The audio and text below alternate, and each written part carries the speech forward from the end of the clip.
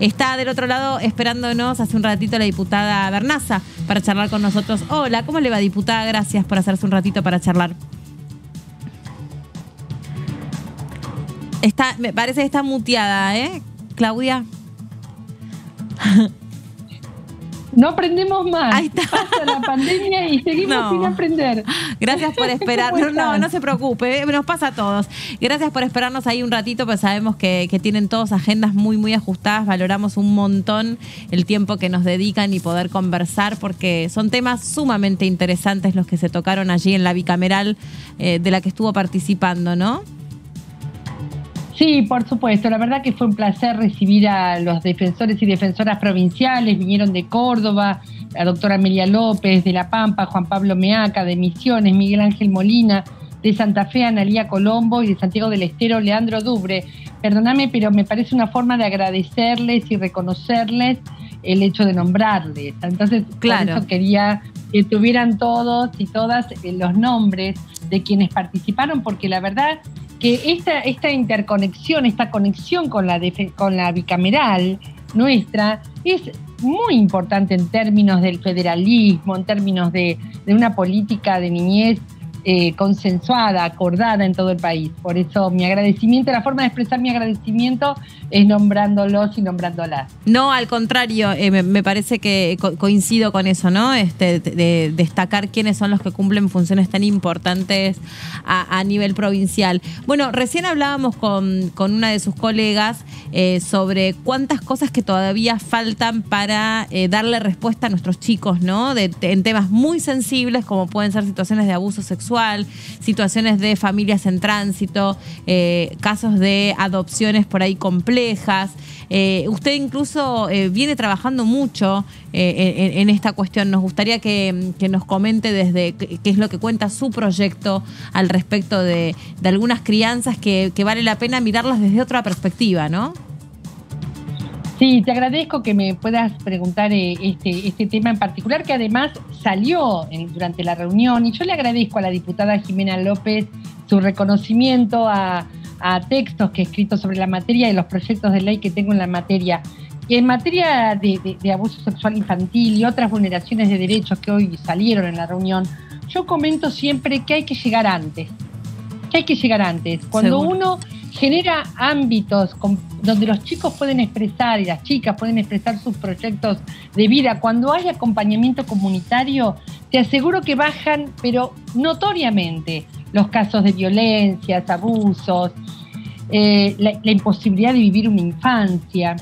Y en ese sentido me parece que las respuestas comunitarias tienen que ocupar un lugar central, y no es el que ocupan en el sistema. Yo lo comenté hoy en la reunión. Muchas veces se habla de cuál es el rol del Poder Ejecutivo, cuál es el rol del Poder Judicial, y no se habla con toda claridad del rol que ocupan las organizaciones comunitarias. Incluso alguna defensora habló de que, que había organizaciones comunitarias que tenían un formato tutelar.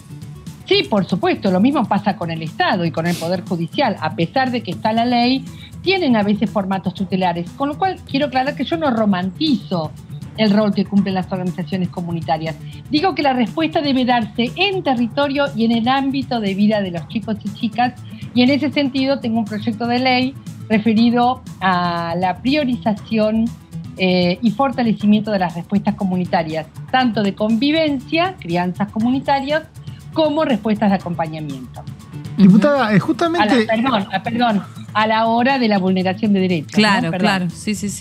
Sí, y también queríamos, ¿qué tal Mauricio cantando la saluda? Porque en alguna oportunidad hablamos de una iniciativa suya respecto a la crianza comunitaria como prioridad en el sistema de adopción, para reemplazar el régimen de patronato, que está desde las cosas que está intacta hace mucho tiempo, no sabemos por qué, y ustedes se están animando a discutirlo en estas reuniones de los lunes, ¿no? Después de mucho tiempo el Congreso dice, podemos llegar a cambiarlo. ¿Está sola en esto? ¿Cree que puede haber una ley para modificar el sistema de patronato? ¿O vamos a seguir, o el avance es la discusión, pero para otra ley hay que esperar mucho? No estoy sola, pero quizás nuestra voz sea minoritaria. Eso es cierto, porque la cultura imperante es una cultura que dice o los chicos están en institutos o van en adopción. Es como que no se ve nada en el medio, cuando en realidad el instituto de la adopción es última ratio en nuestro sistema legislativo. Y por lo tanto, previo a la declaración de la adoptabilidad, hay que acompañar a las familias en su posibilidad de criar a sus propios chicos, porque si no, son clases pobres o familias pobres que no pueden criar y que sus hijos pasan a la adoptabilidad por parte de familias de clases medias o clases altas, con lo cual seguimos en un sistema absolutamente tutelar. Entonces me parece que todavía nos falta que la ley de promoción y protección de derechos se convierta en cultura. Claro. Y en esto nuestro país tiene una historia muy rica en cuanto a cómo jugaron las organizaciones comunitarias este juego y cómo se organizaron, incluso políticamente, lo que fue todo el recorrido del Movimiento Nacional de los Chicos del Pueblo, del cual participé y sigo participando, que fue un movimiento, una forma de comprender el acompañamiento de la niñez, donde se acompaña a toda la familia en la crianza. Y me parece que esto es lo que hay que convertir en cultura, porque si no parece que la única respuesta es la adopción, cuando es última ratio, incluso previsto así por nuestros propios códigos. No, el instituto, dice usted. No, el claro, hecho. El instituto. Claro. Tanto, los institutos de menores tienen que desaparecer, están prohibidos en nuestro país. Sin embargo, están vivitos y coleando. Y el instituto de la adopción tiene que ser última ratio. ¿Por qué están prohibidos? Me sorprende con eso. ¿Por qué está lleno de institutos de menores? ¿Están prohibidos? ¿Cómo es eso? Claro, porque la ley de promoción y protección de derechos prevé que las respuestas deben buscarse en el entorno donde viven los chicos.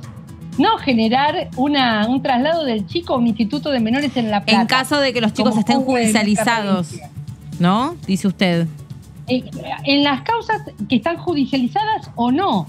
Las medidas de abrigo deben tomarse, las medidas que se conocen como medidas de abrigo, o sea, una crianza donde ya no están la mamá o el papá, sino que hay que buscar otras alternativas. Esas alternativas deben buscarse en el propio medio familiar comunitario de los chicos, no en instituciones. Pero aún, como dice Meli, la misma pregunta le hago, aún cuando se trate de un chico condenado por algún delito, que sería el caso del Instituto Menor. Aún en esos casos, incluso en mi proyecto de ley está previsto que aún en esos casos, tal como ha generado una larguísima tradición pedagógica, comenzando, pienso en Antón Macarenco y tantas experiencias con chicos con causa penal, aún en esos casos las respuestas no pueden ser carcelarias. Tienen que ser con un método familiar, un método modular, un método de pequeñas comunidades que son las únicas que pueden acompañar a estos pibes que han tenido algún conflicto con la ley. Yo me pregunto también casos en los que los chicos quedan judicializados sin ser ellos protagonistas de haber cometido un delito. Por ejemplo, los casos a donde los niños son hijos de femicidas. O feminicidas, claro, porque es correcto decirlo así. O sea, queda el padre, en el mejor de los casos, el padre detenido y la madre asesinada. Con esos chicos, claro, ¿qué está pasando hoy por hoy? Pues esos son pibes que además hay que revisar muy bien al cuidado de quién quedan, porque es una situación tan traumática, tan tremenda, que hay que ver si efectivamente las instituciones están a la altura de interpretar qué es lo mejor para esos chicos. Bueno, aparecen como dos respuestas diferentes a la pregunta de tu compañero, de tu colega. Perdón, y a tu pregunta. Sí. Empiezo por la tuya porque se me desdibujó un poco la primera parte, pero ya lo voy a retomar. Empiezo por lo tuyo. En primer lugar, hay muchísimos casos donde la familia nuclear, dentro del propio entorno de la familia nuclear, ocurren abusos tremendos al punto, como vos decís, pusiste un caso como es el caso de los femicidas. En esos casos ya está previsto en la participación del Estado y del sistema de protección de derechos, ya está previsto que la búsqueda de la respuesta se debe dar en un medio ampliado. Incluso no solo en los casos extremos como vos, tal como el que vos comentás. Incluso en la reglamentación del artículo 7º de la Ley 26061 define como familia todas las referencias afectivas y todos los enlaces comunitarios que un niño o una niña puede tener. Entonces hay que ir en busca de la respuesta en ese entorno. Obviamente alejados del femicida, ni que hablar.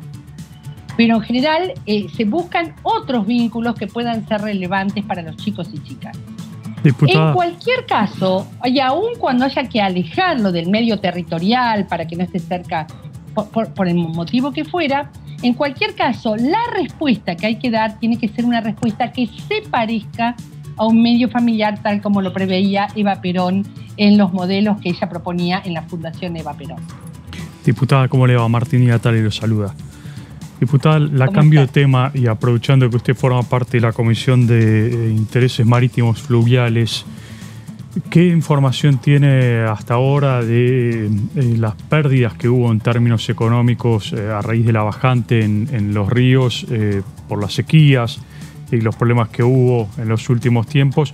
¿Y qué es lo que se prevé hacer concretamente o qué es lo último que se sabe concretamente por parte del Estado Nacional respecto a la continuidad de las obras de dragado? Es decir, si el Estado Nacional va a intervenir en forma directa conformando una sociedad del Estado o va a abrir y va a iniciar el proceso de licitación para que intervengan los privados en este proceso de dragado. Yo antes de tu pregunta le iba a consultar a tu colega cuál era la pregunta que quedó sin responder. ¿Qué es la tuya, Mauri? No, yo sentí que la había respondido, porque yo lo que le preguntaba era respecto a, justamente completaba la pregunta de Meli respecto a los institutos de menores que usted decía que estaban prohibidos, me sorprendía eso, y le decía si también la posibilidad de una respuesta comunitaria cabía en los casos de delito. Usted me dijo que sí. Y me explicó por qué, o sea, de mi parte creo que ya está. Incluso los invito a ver el caso de Brian, en el caso del asesinato del ingeniero Barrenechea en el año 2009, creo que fue 2008-2009, donde yo propuse ser guardadora de uno de los chicos acusados del asesinato, porque justamente en nuestras casas hay respuestas para los casos penales. Sí, incluso acordando con el juez la guardia policial, la comparecencia, etcétera. Brevemente, por si alguien queda fuera de ese caso, se trató de una entradera mortal protagonizada por menores de edad, a donde seguramente también lo que usted hace mención, porque puso todo en debate, bueno, la cuestión de que entran los menores de edad a la casa de este hombre y todo lo que sucede cuando te violentan de esa manera en tu casa. En este caso el delito fue protagonizado, fueron asesinos menores de edad, pero cuando uno investiga un poco, ¿no? También los ambientes en los que esos pibes terminan criados, puede darse cuenta que por ahí no tenían demasiado sustento familiar ellos para que alguien los sacase de esa situación de violencia y de delincuencia, ¿no? Ahí está el valor de que alguien tenga una mirada como la suya, diputada, e interprete que lo mejor que les puede pasar a esos pibes es criarse en otros ambientes, ¿no? Nadie está diciendo dejarlos solos en esta situación, ni impunes. Estamos diciendo generar las condiciones. Claro, sí, y esto es lo que traté de acordar en aquel momento con el juez. Claro. Ahora bueno, vayamos a la hidrovía. Vayamos a la hidrovía. Vayamos al río Paraná. Efectivamente, el Poder Ejecutivo ha hecho una reunión de un Consejo Federal. Creo que ha sido la semana pasada en la provincia de Entre Ríos, si mal no tengo la información, donde están todas las secretarías que están referidas a este tema de la bajante, y sé que se están reuniendo para ver qué medidas se pueden tomar, qué medidas incluso hasta de contacto con Brasil y con el tema de la represa. Hay que tomar, qué medidas hay que tomar en términos del Poder Ejecutivo. Así que sé que están en este momento en reuniones muy intensas, muy intensivas referidas a este tema. Pero digo, ¿se sabe la cantidad de pérdidas económicas estimativas que hubo hasta ahora por esto? Yo no la sé.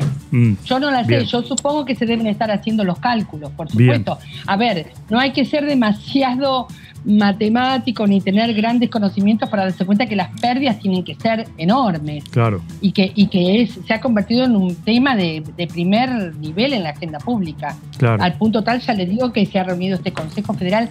Te estoy diciendo Consejo Federal por decirte que había autoridades provinciales y nacionales. Claro. No sé si específicamente, no me acuerdo si era el Comité de Cuenca o si era el Consejo Federal, no recuerdo el nombre formal, pero se han reunido ya desde la semana pasada. Eso por un lado.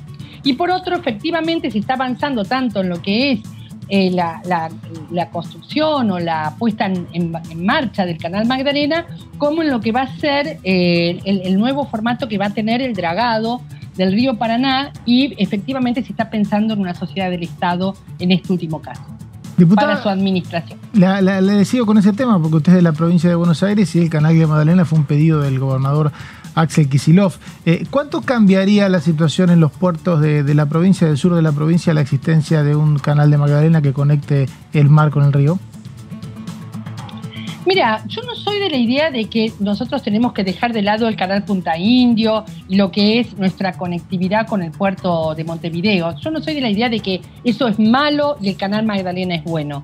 Yo creo que hay que tener todos los canales que podamos. Y efectivamente, tal como vos decís, la existencia del canal Magdalena generaría para la provincia de Buenos Aires una vía de salida al mar a partir de lo que son las salidas desde los puertos del Río de la Plata, muy, muy importante. Así que creo que le sumaría un plus a nuestra provincia muy importante y efectivamente, como vos decís, muy central, o que va a generar un muy buen intercambio para lo que es los puertos de la provincia, especialmente el puerto de La Plata, que es de la región de donde soy, y para el puerto de La Plata la existencia del canal Magdalena le daría absolutamente otro dinamismo. Pero aún así, ¿usted permitiría que siga habiendo barcos que se desvíen por Punta Indio hasta Montevideo? ¿Por qué le parece que eso no hay que descartarlo? Es que no es que yo permitiría o no permitiría. Nosotros tenemos que generar todos los acuerdos posibles con todos los países de la región. Y por supuesto, siempre cuidando los intereses soberanos de nuestra patria. Seguramente habrá casos donde seguirá conveniendo el canal Punta Indio y en otros casos donde pondremos en valor y pondremos en uso el canal Magdalena. A eso me refiero. Esto todos los especialistas en esta materia lo comparten. El hecho de que lo que nosotros queremos es tener más y mejores canales y sobre todo cuidar la soberanía y los intereses propios, ¿no? O sea, usar lo que más convenga a la economía nacional. Sí. No, aquí, a ver, perdón, caso. aquí no se discute que obviamente lo que se busca es lo mejor para el país. La pregunta es si el Estado Nacional está en condiciones de llevar adelante este tipo de tareas que no son fáciles y donde se pone en juego nada más y nada menos que el 80% del comercio internacional de la Argentina que pasa por la hidrovía, ¿no? Bueno, ahí vos no me estás hablando del canal Magdalena, sino del tema del dragado. Voy por partes.